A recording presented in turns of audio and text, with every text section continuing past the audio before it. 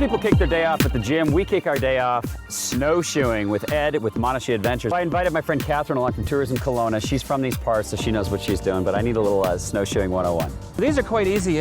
Most modern snowshoes, the idea is you want to generally be your toe about 2 fingers from the front loop, so you're on a pivot. So these have a nice pivot action to them, so you have more of an actual walking motion with the snowshoe. Guys, as we head off the trail, notice the signage here. A lot of the different animals we'll see, fishers, squirrels, even black bear in season, but they are hibernating right now, so.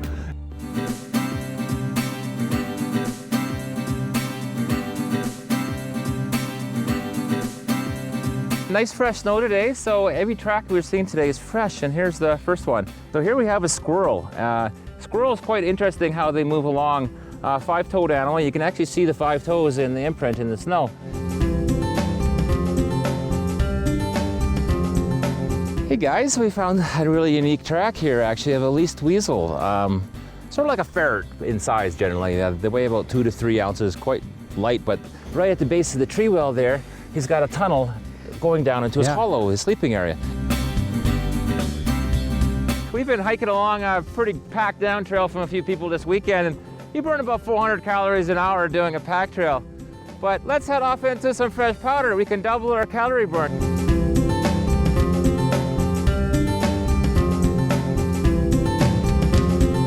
Okay, so you've probably seen snowshoeing before. Most people have seen that. Burned a lot of calories. That was a lot of fun. But here's something I can almost guarantee you've never seen: snow biking. Within half an hour, you swap out your back wheel, put on your disc brake on this unit. Awesome. Well, show us how it's done, man. So off we go.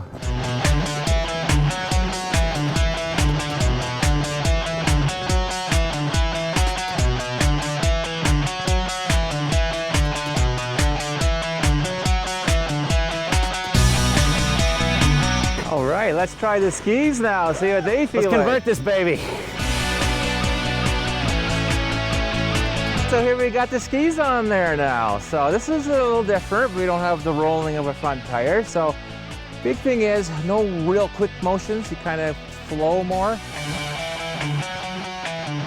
Now you have a patented close you like to do on every tour, don't you? That's what I hear. Well, yeah, I'm kind of known for my Monashee! Monashee!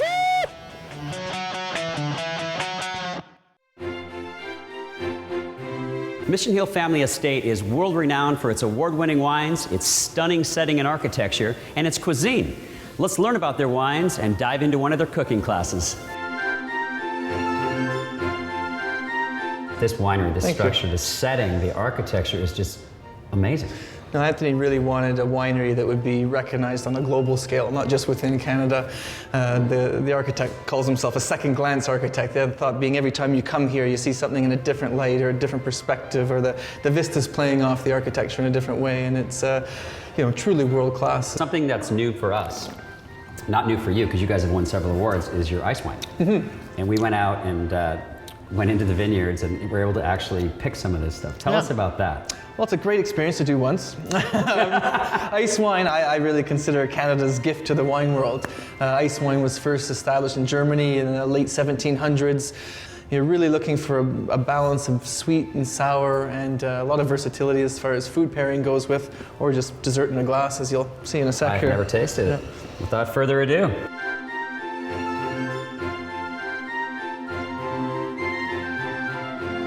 Wow, that's really sweet.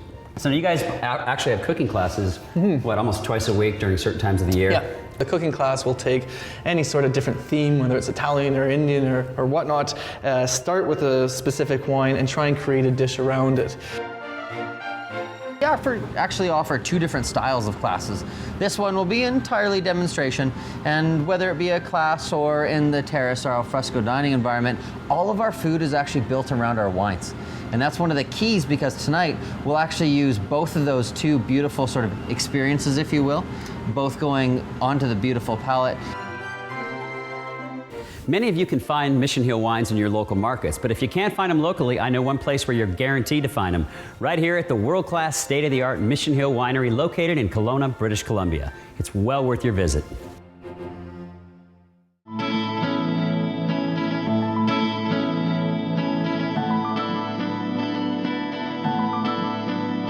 Charles from London Influence in Portland, Oregon, the guy that takes care of my locks, told me about a legend here in Okanagan Lake, much similar to the Loch Ness legend in Scotland. Now, Catherine from Tourism Kelowna is going to tell us all about it. You can't talk about Ogopogo without first talking about Okanagan Lake. It's a very long, 68 miles from end to end. It was formed by the glaciers, and it's very deep. From the top of the mountains around us to the bottom of the lake is actually deeper than the Grand Canyon. Wow. That gives the faint possibility that there could be something in this lake that we don't really understand. Recently, you guys had a little bit of a sighting, though, right? We did. In fact, we get usually about one a year, maybe a couple extra, give or After take. some of the wine from all the wineries on the hill. Yeah, that's right. The more wine, the more sightings.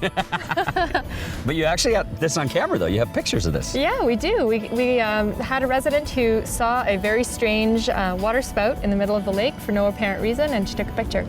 The waterfront's beautiful.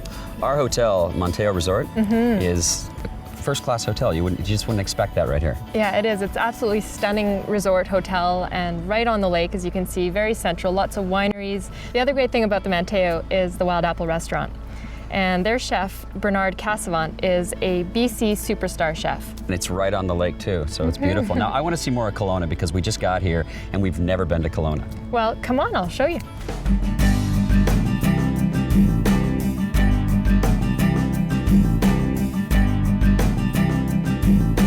Kelowna means grizzly bear, which is the significance of this right here, right? And this is exactly. relatively new. It is. We just opened this park where we're standing, Stewart Park, in just a couple months ago, actually. We've got City Hall across the street, we've got the downtown core, and the cultural district. So we're right in the middle of it all. The cultural district, that was at one time the heart of the fruit industry and the packing house kind of quarter of Kelowna. And the fruit industry kind of grew into the grape industry, which has grown into an explosion of wineries here. Absolutely. So it was, the soils around here are ideal for growing pretty much anything.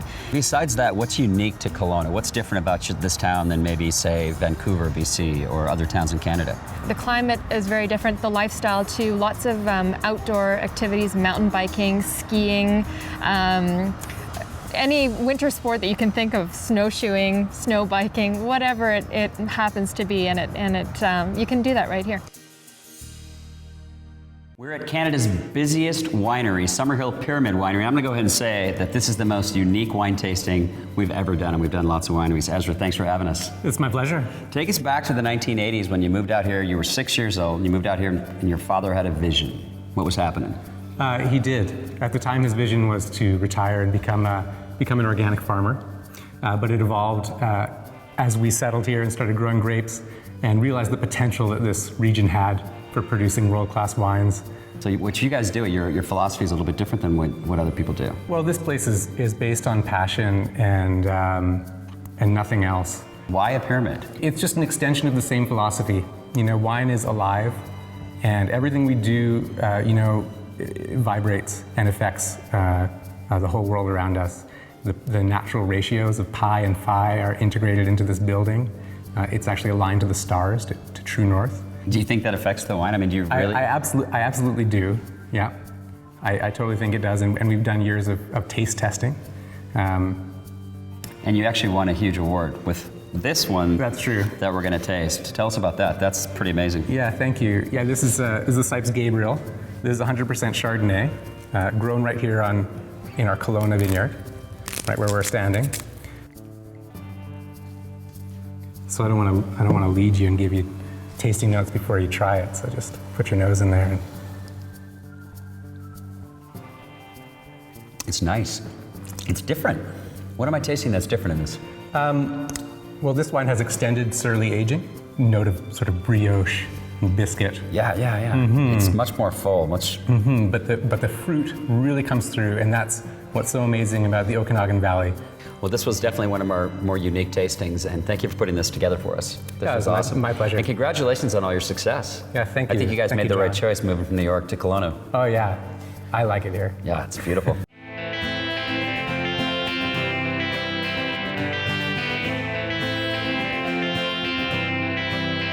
Less than an hour away from Kelowna, and voila, here we are at Big White Ski Resort. Katie, I hear you have like a great itinerary planned for us, starting out with this awesome party.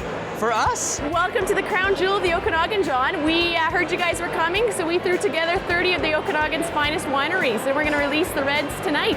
Okay, this isn't for us. What is this actually? It's actually, we call it the third annual Big Reds at Big White.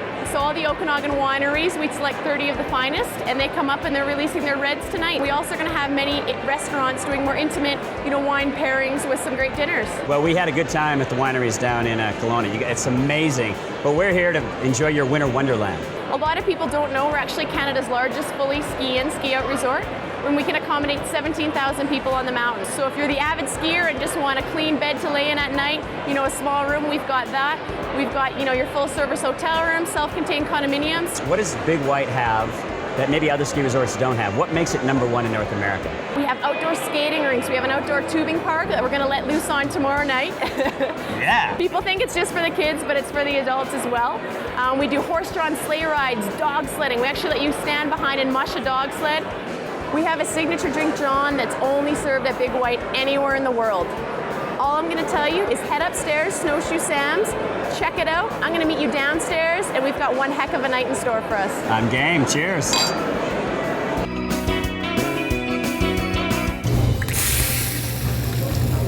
Little Marnier, little Flame, and a little Shotgun. Whoa!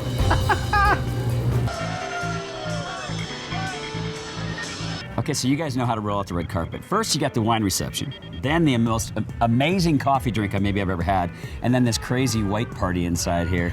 You guys know how to do it right. Tomorrow, what are we gonna do? We're gonna ski. What else are we gonna do? We're gonna hit the slopes all day tomorrow. Just when you think your body's gonna give out, we're gonna go climb the brand new 60-foot ice climbing tower. Once the sun goes down, we're gonna pretend we're kids and we're gonna hit the tubing park. Oh, I love it. Sounds great. I suggest we go back in and play with the kids, though. Sounds good. Let's head in and we'll see where the night takes us. Okay.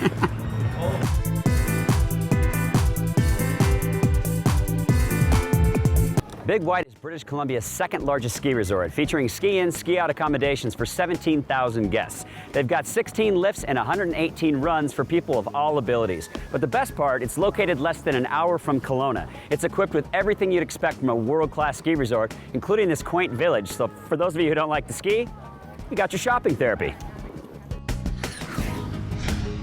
Today on Big White, we're kicking it off with downhill skiing and some snowboarding. Josh here is the director of snow sports.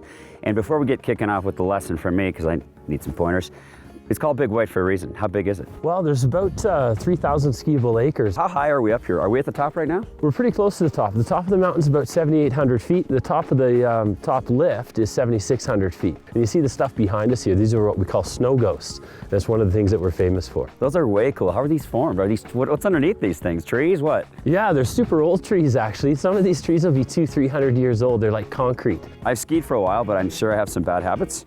And just, we'll come back up here, meet at the same place, and tell me what I'm doing wrong. Sure, I'll do my best. Let's go. Sweet.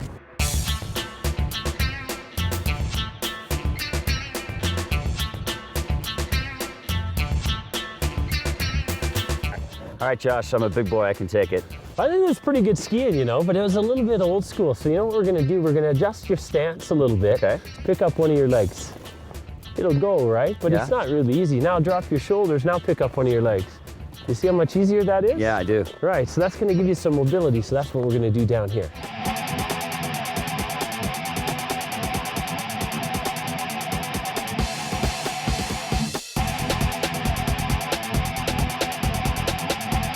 That's looking good. That's looking good, John. Keep those shoulders down over your knees, and that's going to help your legs move a little bit easier, and you can take advantage of those awesome skis you're on. Thanks, buddy. That definitely works. Okay, you guys all know Ben, our camera guy. Ben, meet my new friend from Australia, Olivia. She's going to give you some pointers on your snowboarding. I haven't seen you ride before, so maybe we'll ride down this little section down here, and I'll watch you, and when we get down there, I'll give you some pointers. All right, sounds like a plan.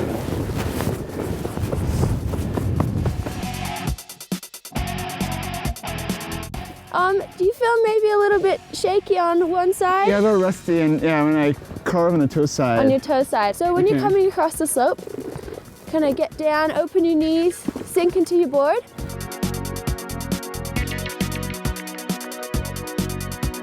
Josh, Olivia, thank you very much. Ben, did you learn? I learned. Good. That's good. Well, I'm glad you guys had a lot of fun, but you know what's really fun? You should head down to the bottom of the gondola at Happy Valley and check out the 60-foot ice climbing tower.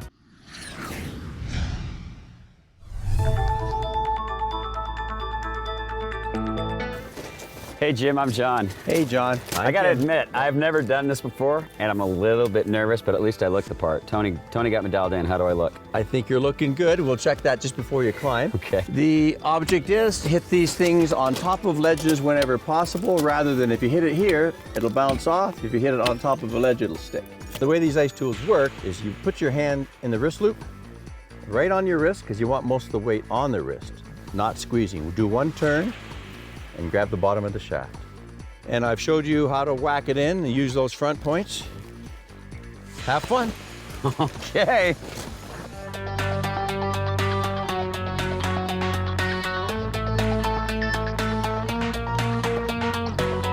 Now right foot also over on that ledge. There you go. That's it. That's even better. Good on that.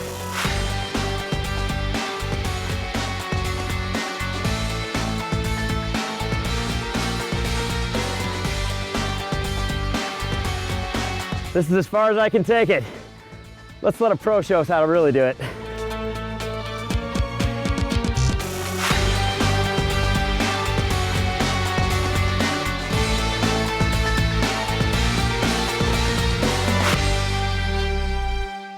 Okay, so we know Big White has awesome skiing and snowboarding, but it is the #1 family resort in North America, meaning there's lots to do for kids. And let's face it, I'm just a big kid.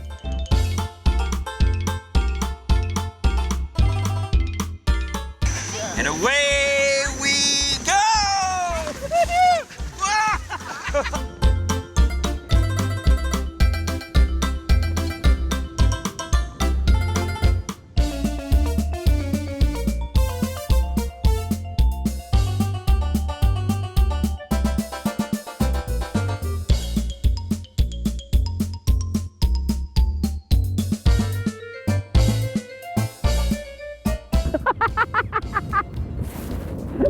I don't know who has more fun, the adults or the kids. I'm guessing the adults. What a fantastic day on Big White. Skiing, snowboarding, climbing the ice wall, tubing, and experiencing their culture. It definitely lives up to the billing of the #1 ski resort in North America. You guys gotta check this out. Here's good luck to the pint boys, good luck to the burly mow. Jolly good luck to the pint boys, good luck to the burly mow. Oh, the pint boys have a pint, Jill, half a Jill, quarter Jill, nip again and again more. Good luck, good luck, good luck to the burly mow. And here's good luck to the half gallon, good luck to the burly mow. Jolly good luck to the half gallon, good luck to the burly mow. Oh, the half gallon pint, half a pint Jill, half a Jill, quarter Jill, nip again and again more. Good luck, good luck, good luck to the barley mow. We're with Kelowna's own Rowdy Men. What's the music scene like here in Kelowna?